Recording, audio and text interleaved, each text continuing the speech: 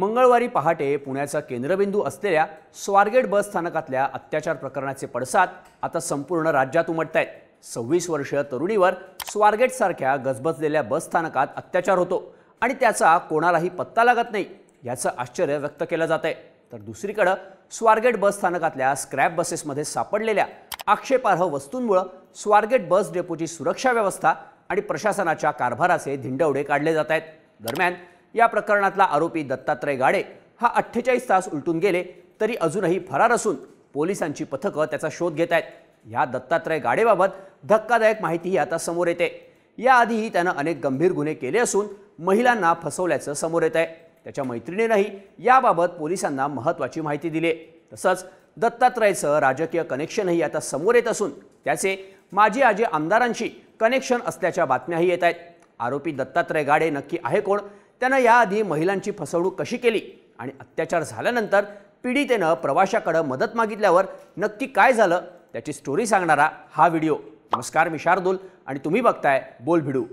मंगळवारी पहाटे 5:30च्या सुमारास आरोपी दत्तात्रय गाडेनं स्वारगेट बस स्थानकातल्या शिवशाही बसमध्ये 26 वर्षीय तरुणीवर अत्याचार केले। ताई म्हणून हाक मारत त्यानं आधी तरुणीचा विश्वास संपादन केला आणि मग तिच्या गावी फलटणकडे जाणाऱ्या बसमध्ये बसवून देतो असं सांगत तिच्यावर बसमध्ये अत्याचार केले। यानंतर घाबरलेली तरुणी दुसऱ्या बसनं फलटणकडे जायला निघाली, पण मित्रानं याबाबत पोलीस तक्रार द्यायला सांगितल्यानं मंगळवारी रात्री 9च्या सुमारास या तरुणीनं स्वारगेट पोलीस स्टेशनमध्ये तक्रार दाखल केली।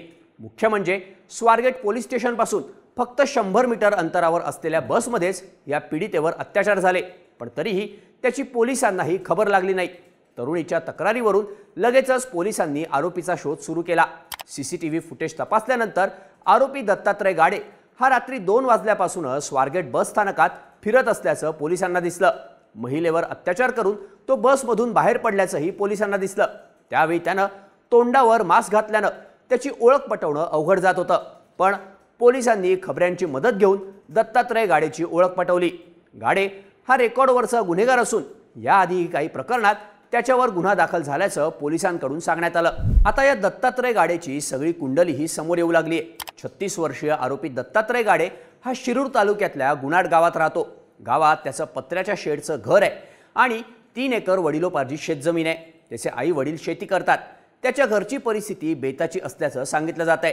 त्याला एक भाऊ असून दत्तात्रयचं लग्नही झालंय। पत्नी आणि लहान मुलगा असा त्याचा परिवार आहे। दत्तात्रय कोणताही कामधंदा करत नव्हता, तो फक्त उन्हाडक्या करायचा। त्याला झटपट पैसे कमवायचा नाद लागला होता।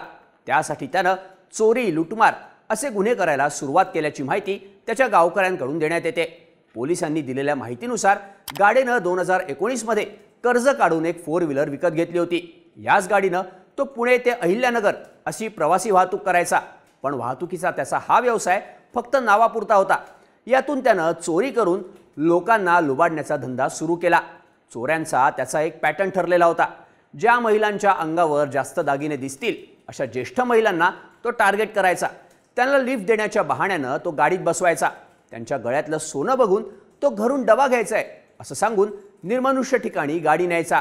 तिथे या महिलांना जीवे मारण्याची धमकी देत गाडे त्यांच्या गळ्यातले दागिने चोरायचा अशी माहिती पोलिसांकडून दिली जाते। त्याच्यावर शिरूर, शिक्रापूर आणि अहिल्यानगर जिल्ह्यातील विविध पोलीस स्टेशनमध्ये जबरी लुटीचे 7 गुन्हेही दाखल असल्याची माहिती देण्यात येते। याआधीही आरोपी दत्तात्रय गाडेला पुणे गुन्हे शाखेनं अटक केली होती। त्यावेळी त्याच्याकडून 12 तोळे सोनं जप्त करण्यात आलं होतं। 2020 मध्ये शिरूर जवळच्या कर्डे घाटात जबरी लुटमार प्रकरणात त्याला 4 ते 5 महिन्यांचा तुरुंगवासही झाला होता। तुरुंगातून बाहेर आल्यानंतर तो मोकाटपणे फिरत होता। फक्त चोरीच नाही तर त्यानं स्वारगेटमधील अत्याचार प्रकरणाव्यतिरिक्त आधीही काही महिलांना आपल्या जाळ्यात ओढून त्यांच्यावर अत्याचार केल्याचा संशय पोलिसांना आहे। नराधम गाडे हा स्वारगेट, PMT अशा बस स्थानकांवर सतत फिरायचा। तिथं मुक्कामही करायचा। इन शर्ट, पायात स्पोर्ट शूज आणि तोंडाला मास्क अशा वेशात तो या ठिकाणी वावरायचा। धक्कादायक गोष्ट म्हणजे तो बस स्थानकातल्या लोकांना पोलीस असल्याचं भासवायचा। त्यातूनच तो महिला आणि तरुणींना मदत ऑफर करून त्यांची फसवणूक करण्याचा प्रयत्नही करत असल्याचा संशय पोलिसांना आहे। त्यामुळं त्यानं आधी असे कोणते प्रकार केलेत का त्याचीही माहिती पोलिसांकडून घेतली जाते। महत्त्वाचं म्हणजे गाडेचे राजकीय व्यक्ती आणि पोलिसांशीही चांगले संबंध असल्याचं आता सांगितलं जात आहे। तो गुणाड गावच्या तंटामुक्त निवडणुकीसाठी उभा राहिला होता, पण त्यात त्याचा पराभव झाल्याची माहिती मिळते। आमदाराचा कार्यकर्ता म्हणून तो गावात मिरवायचा। तो गुणाड गावातल्या लोकांना उज्जैनला महाकालेश्वर दर्शनासाठी घेऊन जात असल्याची माहिती गावकऱ्यांकडून देण्यात आली आहे। दत्तात्रय गाडेच्या व्हॉट्सअप डीपीवर शिरूरचे अजित पवार गटाचे आमदार ज्ञानेश्वर कटके यांचा फोटो असल्याची माहिती काही माध्यमांकडून देण्यात आली आहे। दरम्यान याबाबत माध्यमांनी कटके यांचीही प्रतिक्रिया घेतली असून त्यांनी हा दावा खोटा असल्याचं सांगितलंय। आरोपीचा आणि माझा कोणताही संबंध नाही, तो माझा कार्यकर्ता नाही। माझा फोटो डीपीवर ठेवला म्हणून तो माझा कार्यकर्ता होत नाही। मतदारसंघातले अनेक लोक आम्हाला भेटत असतात, पण आरोपीशी माझा कुठलाही संबंध नाही। त्याला फाशीची शिक्षा झालीच पाहिजे असं आमदार कटके यांनी माध्यमांना स्पष्ट केलंय। यासोबतच शरद पवार गटाचे शिरूरचे माजी आमदार अशोक पवार यांच्या फ्लेक्सवरही दत्ता गाडेचा फोटो असल्याची माहिती देण्यात येते।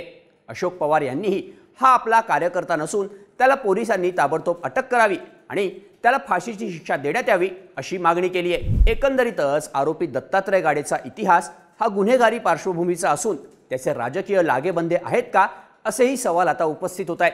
त्याला या प्रकरणात पकडण्यासाठी पोलिसांनी सगळ्या यंत्रणा कामाला लावल्यात।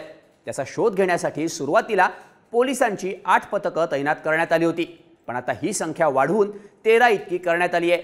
तसंच दत्तात्रय गाडेला वॉन्टेड घोषित करत त्याची माहिती देणाऱ्याला पुणे पोलिसांकडून 1 लाख रुपयांचं बक्षीसही जाहीर करण्यात आलंय। आरोपी दत्तात्रयच्या पळून जाण्याच्या सगळ्या शक्यता लक्षात घेऊन पोलिसांनी आपली पथकं सगळ्या दिशांना पाठवली आहेत। त्याचा शोध घेण्यासाठी डॉग स्क्वॉडचीही मदत घेतली जाते। गाडेच्या काही मित्रमैत्रिणींचीही पोलीस चौकशी करतायत। त्याच्या एका मैत्रिणीला भोरवरून चौकशीसाठी पुण्यात आणण्यात आलं होतं। त्यावेळी तिनं पोलिसांना धक्कादायक माहिती दिली। दत्तात्रय गाडे मला सारखे फोन करायचा आणि मेसेज करायचा। या दोघांची आणखी एक मैत्रीण होती, तिच्याशी पॅचअप करून दे किंवा तिची भेट घालून दे अशी मागणी सतत गाडे या मैत्रिणीकडे करत होता। त्यासाठी तो सतत फोन करून आपल्याला त्रास देत असल्याची माहिती त्याच्या मैत्रिणीनं पोलिसांना दिली आहे। गुन्हे शाखेनं बुधवारी रात्रीपर्यंत दत्तात्रय गाडेच्या 10 मित्रमैत्रिणींची चौकशी केली। तसंच त्याचे आई वडील आणि भावालाही चौकशीसाठी पोलिसांनी पुण्यात बोलवून घेतलंय। दरम्यान या प्रकरणानंतर बुधवारी ठाकरे गटाच्या कार्यकर्त्यांनी स्वारगेट बस स्थानकात घुसून आक्रमक आंदोलन केलं। यावेळी स्वारगेट बस स्थानकात तोडफोडही करण्यात आली। तसंच अत्याचार झालेली बसही काही जणांकडून फोडण्याचा प्रयत्न झाल्याचं सांगण्यात आलं। त्यामुळे आता खबरदारीचा उपाय म्हणून ही बस अज्ञातस्थळी हलवण्यात आली आहे। अत्याचाराच्या प्रकरणात या बसमध्ये काही महत्त्वाचे पुरावे सापडण्याची शक्यता आहे। त्यामुळे ही बस दुसऱ्या ठिकाणी हलवण्यात आली असून त्या ठिकाणाबाबत पोलिसांकडून गुप्तता पाळण्यात आली आहे। पोलिसांकडून या बसची तपासणी करण्यात आली असून बसमध्ये आरोपी दत्तात्रयचा एक बूट सापडल्याची माहितीही देण्यात येते। दत्तात्रयच्या भावाच्या चौकशीत तो अत्याचार करून गुणाड गावात आपल्या घरी परत आला नसल्याचं त्याच्या भावानं पोलिसांना सांगितलंय। त्याच्याकडे मोबाईल नसल्यानं त्याचं लोकेशनही ट्रेस करणं अवघड जात असल्याचं पोलिसांकडून सांगितलं जात आहे। पण त्याला लवकरात लवकर शोधण्यासाठी पोलिसांवर सध्या प्रचंड दबाव आहे। आता एकीकडे आरोपीचा शोध सुरू असतानाच दुसरीकडे पीडित तरुणीचा मेडिकल रिपोर्टही समोर आलाय। या रिपोर्टमध्ये तरुणीवर 2 वेळा अत्याचार झाल्याची धक्कादायक माहिती समोर आल्याच्या बातम्या माध्यमांमध्ये देण्यात आल्या आहेत। तसंच अत्याचार झाल्यावर पीडितेनं नक्की काय केलं हे सुद्धा सांगितलं जात आहे। आरोपी दत्तात्रय गाडे पळून गेल्यानंतर पीडित तरुणी बसमधून खाली उतरली तेव्हा ती प्रचंड घाबरली होती। त्यावेळी तिथं असलेल्या एका व्यक्तीला तिनं पळून जाणाऱ्या दत्तात्रयकडे बोट दाखवत हा माझ्याशी वाईट वागला असं सांगितलं। तेव्हा त्या व्यक्तीनं असे वाईट लोक असतातच, तू घरी निघून जा असं त्या तरुणीला सांगितल्याची माहितीही काही माध्यमांकडून देण्यात आली आहे। त्यामुळे घाबरलेली तरुणी दुसऱ्या बसमध्ये बसून फलटणला निघून जात होती, पण तिच्या मित्रानं तिला धीर दिल्यानं रात्री तिनं पोलीस स्टेशनला येऊन तक्रार दिली। पण अत्याचार झाल्याच्या फक्त 100 मीटर अंतरावरच स्वारगेट पोलीस स्टेशन आहे।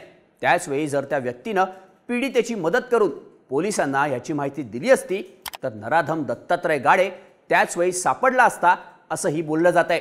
पण सध्या तरी आरोपी दत्तात्रय गाडे हा पोलिसांच्या हाती कधी लागणार याकडे सगळ्यांचं लक्ष लागलंय।